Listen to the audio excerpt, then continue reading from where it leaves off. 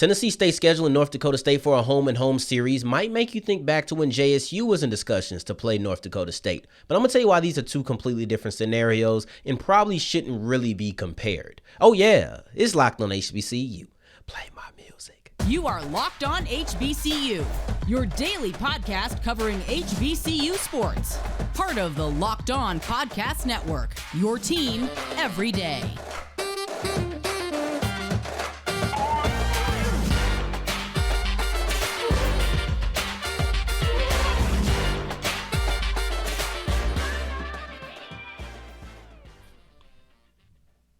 What's going on, family? Welcome back to another episode of the Locked on HBCU podcast, your number one daily one-stop shop for everything HBCU athletics, Monday through Friday, part of the Locked On Podcast Network, your team every day. And I, of course, am Darian Gray, a.k.a. the Mouth of the South, Texas Southern alum and former TSU Herald Sports editor. Thank you for going on this journey with me, making Locked on HBCU your first listen of the day every day. And remember, just because the mic cuts off does not mean that the journey is over. It just means it's time to follow me on Twitter at South Exclusives. Don't forget the S on the end. If you're looking at me on YouTube, just look at the bottom of the screen. You'll see the graphic right here with my name and my Twitter name right here in one place for you.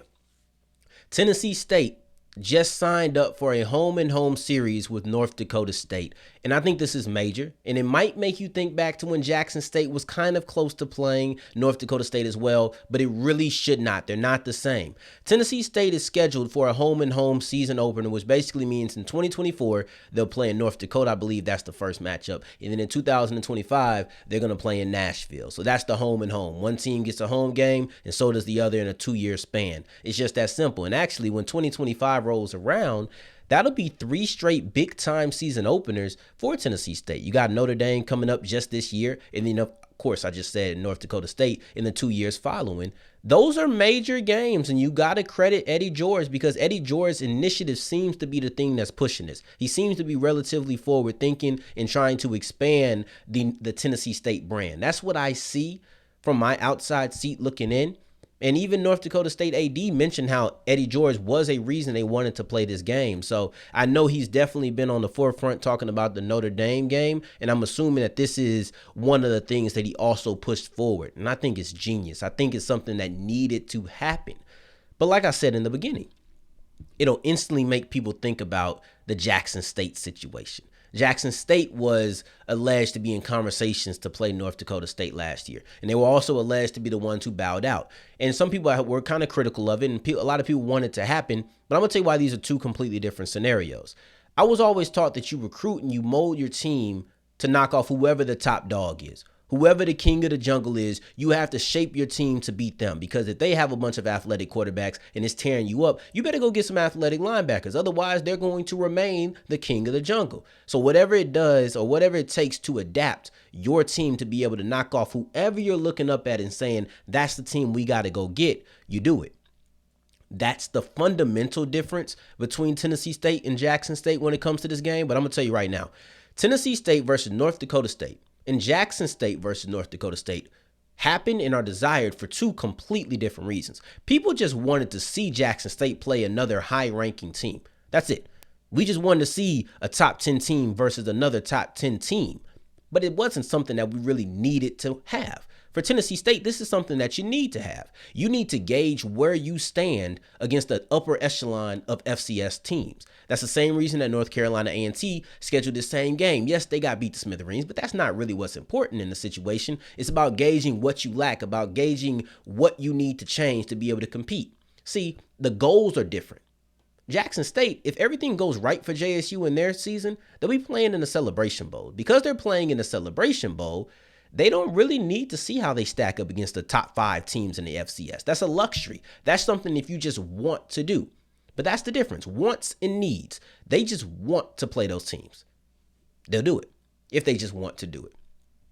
But Tennessee State needs to do it. See, you might want to see Jackson State play a North Dakota State back when, Jackson State came into as a top 10 team in the nation. You might have wanted to see that game.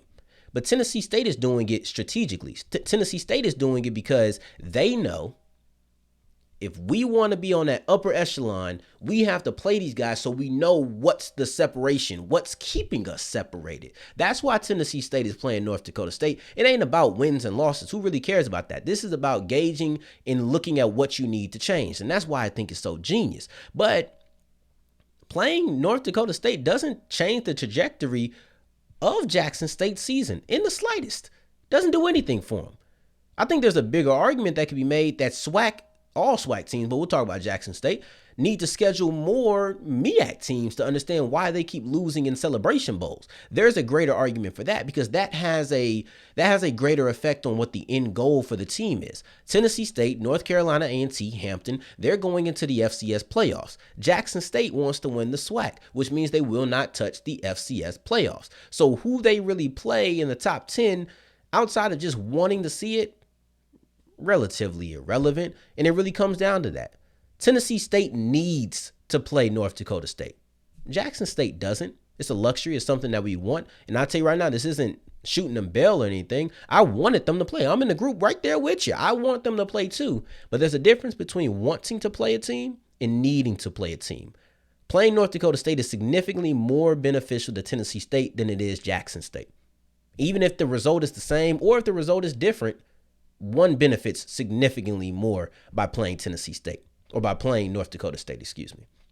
And going forward, we're going to talk about North Carolina Central because they just brought in a high-rated transfer. Ironically, the transfer is kind of the talk of the rest of the episode, but they just brought in a high-rated tight end transfer out of Tennessee. And this is a guy who could unlock another level in that North Carolina Central offense. Before I get into that, today's episode is brought to you by BetOnline. BetOnline is the #1 place for all of your sports wagering because they have the best odds, the best props, the best lines, and they're so versatile. It doesn't matter if you're not really into football. Maybe that's not your thing. Maybe you don't really care about who's going to win in the divisional round of the playoffs. But I'll tell you, if you do, these are some great games to put some money down on. You can have in-game props. But let's say you're in basketball.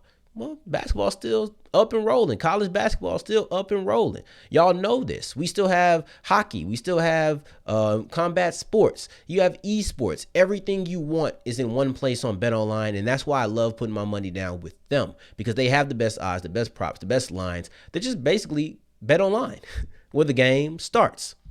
And as we keep rolling with today's episode of Locked on HBCU, I appreciate you for making us your first listen of the day every day. For your second listen, check out Locked on College Basketball, which is everything you need around the sport in one place. Wherever you listen to your podcast, well, basically wherever you listen to me, you can listen to Locked on College Basketball. It's just that season. Just that simple. So go ahead and do that. So North Carolina Central just brought in a really good tight end, or a really high-rated tight end, I'll say that. And the reigning HBCU champions, they got another weapon now. That's what I see immediately. The first thing that jumps out is, he is immediately going to be another weapon for an offense that was already dynamic. But the second thing that jumps out to me, and it's the reason I really clicked this, so maybe I should have said that was the first thing. But one of the reasons I clicked this article is because North Carolina Central and transfer is not said often unless you're talking about somebody leaving the Eagles. But we've already heard how Trey Oliver feels about the recruiting and the transfer portal. He prefers to do it through just high schoolers. He prefers to bring in true freshmen. I think he looks at that as more stable. I think he looks at that as creating a foundation. You get more time with the players. Maybe you get to maximize the development time. There's multiple reasons why you would want to value high school players over transfer portal people. There's also reasons you want to, value transfer over high schoolers, but it goes both ways with it. But he does like to get high schoolers over transfer portal players. So when you see somebody who breaks their trend, there's always a reason for it. And when we're talking about things like this, the reason is obviously this guy has to be special, or at least Coach Oliver views him as special. It's one or the other, and really it's the same thing. It's really the exact same thing. Whether he's special or he views him as special, that's why he's here. That's the reason why he's on this team. And I would even say that transfer portal people, if I had to put myself in the shoes and guess what's going through Coach Oliver's mind, I would probably guess that transfer portal people or transfer portal players, they have to dispel even more doubt than a high schooler does, because he doesn't want to do it. He doesn't really want to hit the transfer portal. He might do one or two. And because he doesn't want to do it, you have to make sure that you look like more of a sure thing. It's still a crapshoot and all of those things, but that's the way I look at it. And honestly, you don't have to look far to see that this is the case. We talked about it and we've heard him say it, but he backs it up. Look at this year's recruiting class. If you go to North Carolina Central athletic website, you'll see 4 players, 2 offensive linemen, 2 wide receivers. Every single one of those players is a high school senior who's going to be coming in as an incoming true freshman. You don't have to look far. You don't have to look 5 years back and just, oh, what does he do? What does he do? What does he do? You can look just a month back, less than a month back, and you'll see the proof is in the recent pudding because he likes to get players as true freshmen.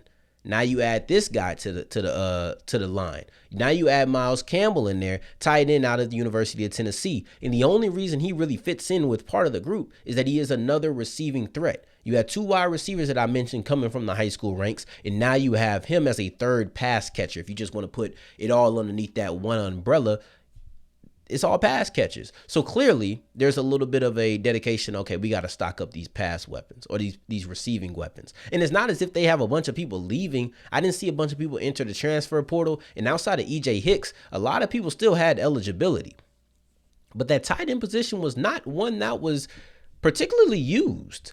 You know, I'm looking at Tyler Barnes. He had the most yards by a tight end in this offense, number 81, I believe. You go on there, just look at the website. He's listed as a tight end, and he has less than 200 yards. He had 7 games where he didn't even get a catch. It just wasn't something that was overly used. But both Barnes and Campbell have similar builds. You're looking at 6'3", 6'4", 235 on the dot. That's what both of them are listed as. These are very similarly built players.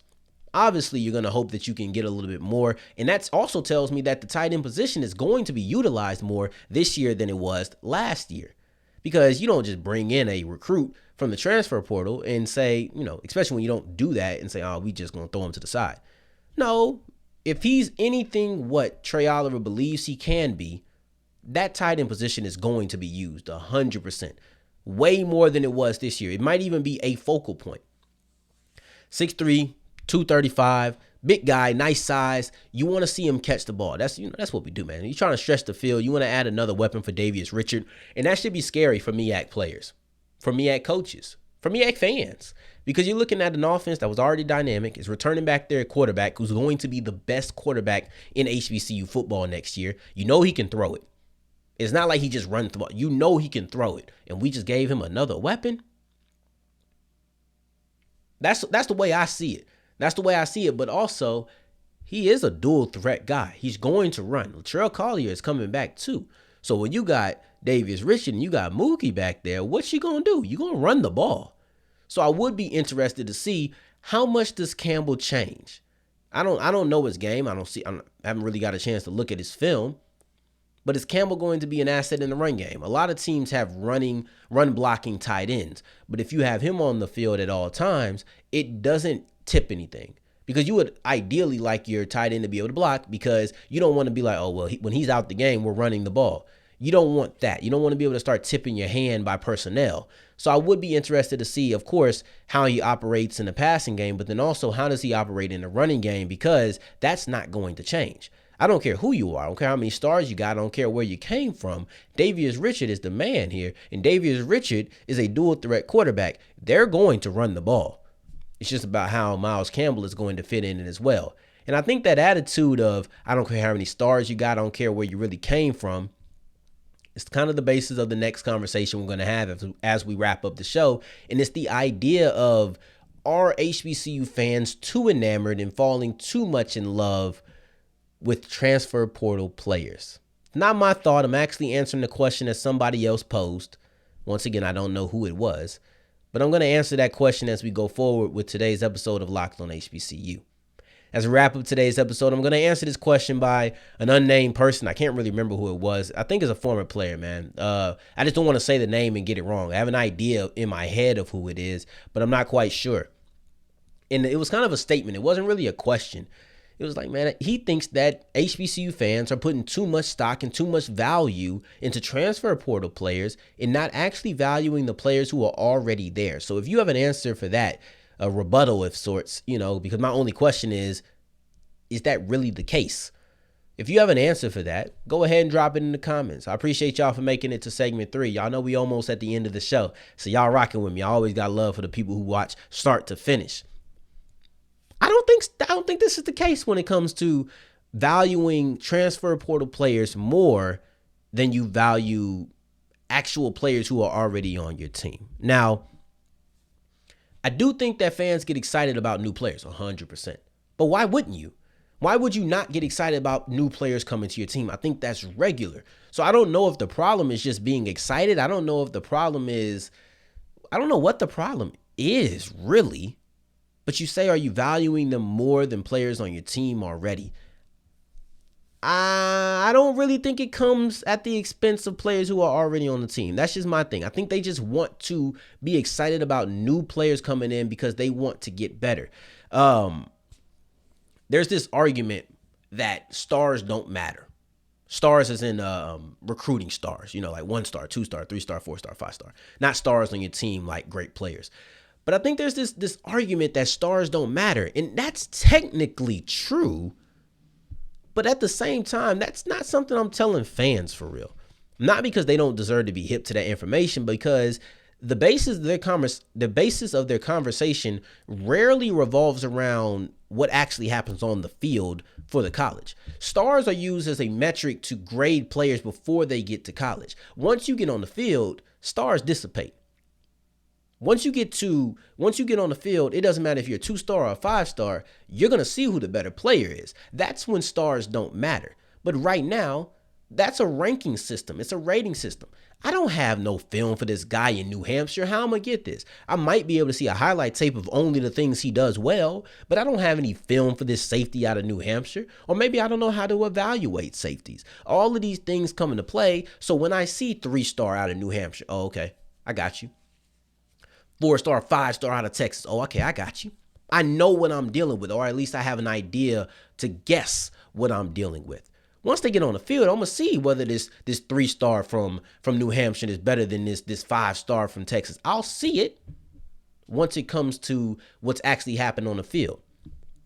But until then, I'm guessing. I'm getting excited.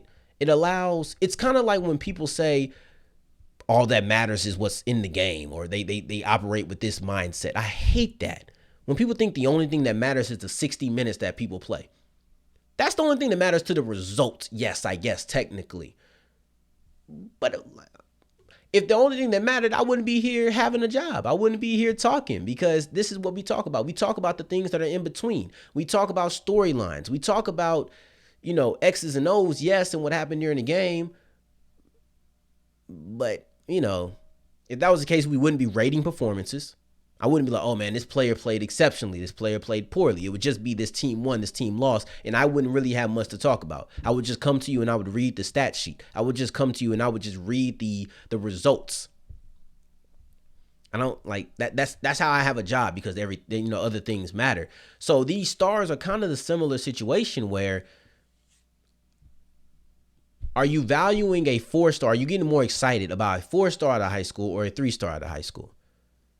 It's that parallel to me, where just because the 4-star guy comes from LSU or the 4-star guy comes from Virginia Tech, am I supposed to not be excited? Am I supposed to be like, oh, well, he failed? Cause I heard a person say that. Oh, they failed at the FBS school, and now you out here putting them on a pedestal. No, I'm just looking at a 4-star ranking and seeing what they could be. Recruiting is such a crapshoot. It's such a crapshoot. We see high-ranking players go to an Alabama, they don't work out. They go to a Michigan, and all of a sudden they're good. It just happens. 4-star, 5-stars who don't cut it at one Power 5 go to another Power 5 and succeed. So I'm not really with the attitude that because you flopped, or I don't even say flopped, because you didn't succeed at this one Power 5 school, you're going to come here and you're not going to play well. Also, you can have the argument that they're playing against and trying to beat out higher rated or higher recruited prospects. So now when you're going against 5-stars, when you're a 4-star going against 5-stars, technically you ain't the big dog. But then you come to a 4-star, go to the FCS level with a lot more 3-stars, you're one of the higher rated players coming out. And when I say that recruiting is a crapshoot, I mean you're all about trying to get the best out of a player. It's about potential. You want to see what they could be. And the idea with the ranking system with the stars is that, oh, a 4-star has more potential. A 4-star is a better player at the moment, but it's also looked at as we think they can become better. They'll be, if we reach, I got it. A 4-star ceiling is higher than a 3-star ceiling in theory of rankings. So when a player comes to a school with a 4-star ranking, you're sitting here thinking, oh, we can work with that. It's all about potential. And I ain't finna rain on nobody parade because they're looking at potential. And most times it comes at areas of need anyway. So it's not like we had a great running back. This 4-star running back decides he wants to come to the school and now we disregard our star. No. It's most time we had a really good running back, but our wide receivers were struggling. So we get a 4-star wide receiver from a school like, I don't know, let me pick somebody in the Big 10. In the Big 12. That's a conference I never touched. From Kansas. We get a 4-star recruit from Kansas who never really touched the field, still relatively unproven. I don't really know what they are, what they aren't. Why wouldn't I be excited? That's how I look at it. You can look at it very similar to high school. It just has a college attached to it, but that's not really much of a difference in my book. Let me know what you think, though. Are we overvaluing transfer players at the expense of players who are already on our team? And do you just disagree with me, or do you agree with me when it comes to how we should view transfer players?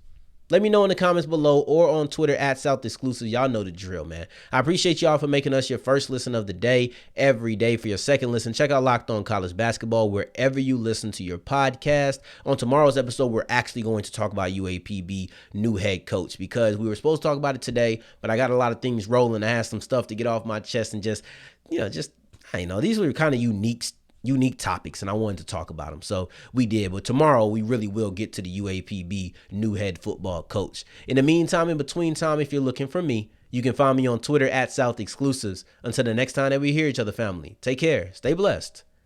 Peace.